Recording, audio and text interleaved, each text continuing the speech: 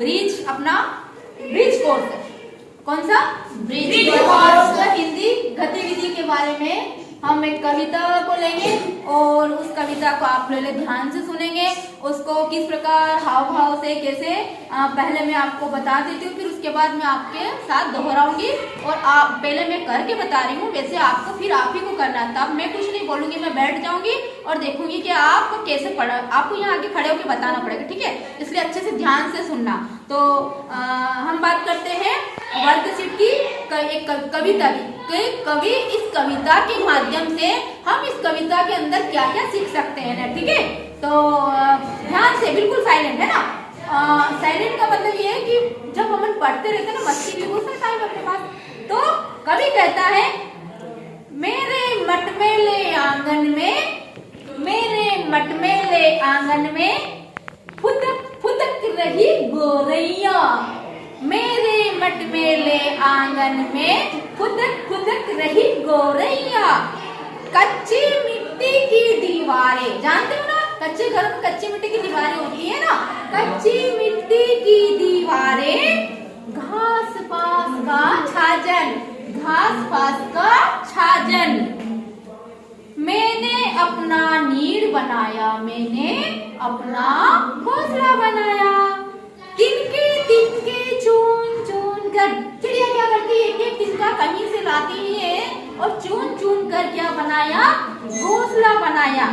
यहाँ कहाँ तू आके बैठी हरियाली की रानी। कवि क्या कहता है, यहाँ कहाँ तू आके बैठी हरियाली की रानी, जी करता है तुझे चूम लूं। क्या कह रहा कवि, जी करता है तुझे चूम लूं, ले लूं मधुर बलैया। अपन शादी ब्याह वगैरह में दूल्हा दुल्हन वगैरह और अपने दादा दादी अपने रहते ना कुछ बलैया, कैसे लेते हैं, बलैया। मेरे मटमेले आंगन में, मेरे मटमेले आंगन में फुदक रही गोरैया।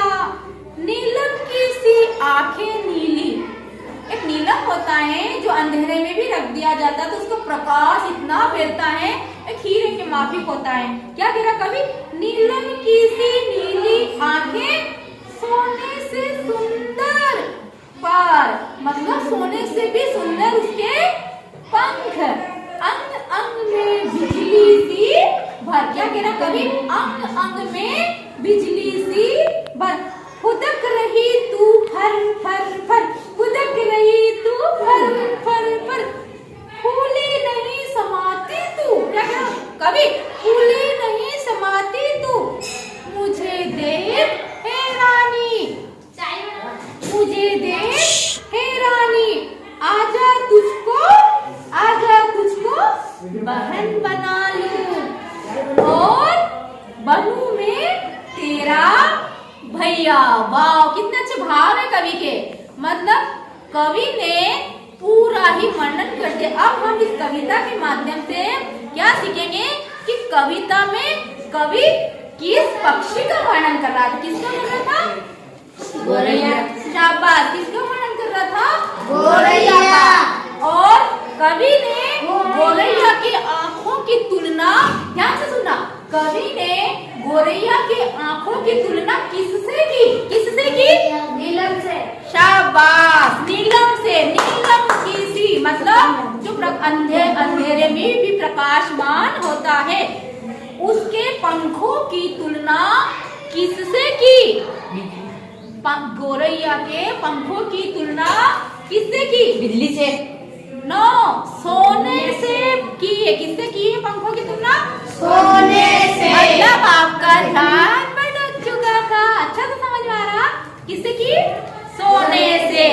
हम तुलना किससे किसी की क्यों करते, बताओ, कि हम किसी को देखते हैं तो हम तुलना किससे किसी की क्यों करते हैं, गंदा व्यक्ति बनने की करते हैं, गलत आदतें लेने के लिए करते हैं कि अच्छा सीखने के लिए करते हैं, अच्छा सीखने के लिए। हम सोचते हैं कि ये कितना अच्छा है, हम भी इसके जैसे बन जाए, तो हम तुलना करने वाले के जैसे बनने की क्या करते हैं, तुलना करते, कोशिश करते हैं कि वैसा बने।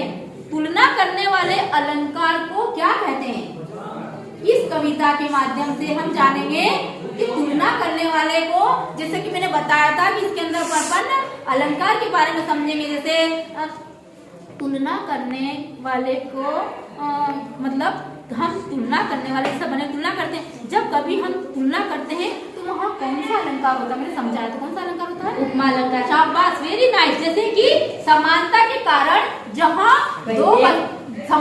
कारण जहाँ दो वस्तुओं की क्या होती है, तुलना की जाती है, वहाँ कौन सा अलंकार होता है, उपमा अलंकार। कौन सा होता है, कौन सा होता है, उपमा अलंकार होता है। जहाँ क्या होता है, क्या होता है, जहाँ क्या होता है, समानता करते दो वस्तुओं में तुलना की जाती है, वहाँ कौन सा होता है, तो यहाँ क्या हुआ, तुलना की जा रही थी, तो क्या होता है, उपमा अलंकार होता है।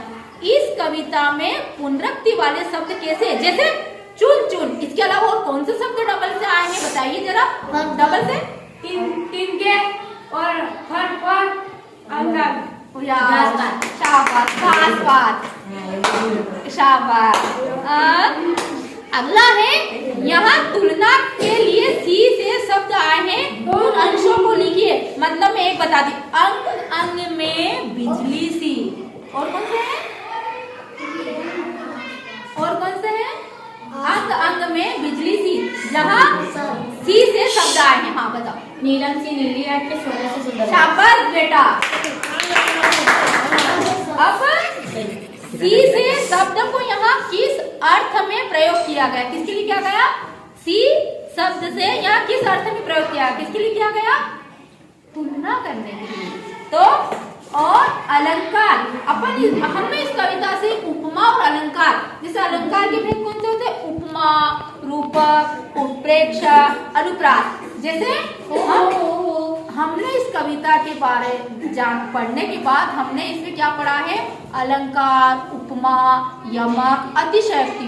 तो ये सारा मैं आपको एक बार तो समझा चुकी हूँ, फिर डबल से मैं इसके बारे में आपको समझाऊंगी कि अतिशयोक्ति कहाँ हो रही है, कहाँ यमक हो रहा है, कहाँ अलंकार। अलंकार के भेद मैंने आपको बताए थे, कौन कौन से, उपमा, रूपक, उत्प्रेक्षा और अनुप्रास। इस कविता में हम लोगों ने सीखा है, क्या सीखा है, हिंदी, अंग्रेजी एवं संस्कृत की है ये लर्निंग आउटकम आधारित लर्निंग गेट सामग्री, जो आप लोगों का 7वीं और 6वीं का भी छूट चुका था, वो सारा एक में क्या है, आ चुका है। तो हम इस वर्ग शीट के माध्यम से, जो राज्य शिक्षा केंद्र भोपाल द्वारा जारी की गई है, बहुत अच्छी ब्रिज कोर्स की अपनी ये किताब है। हम इस किताब के माध्यम से बहुत कुछ ज्ञान प्राप्त करेंगे मस्ती के साथ और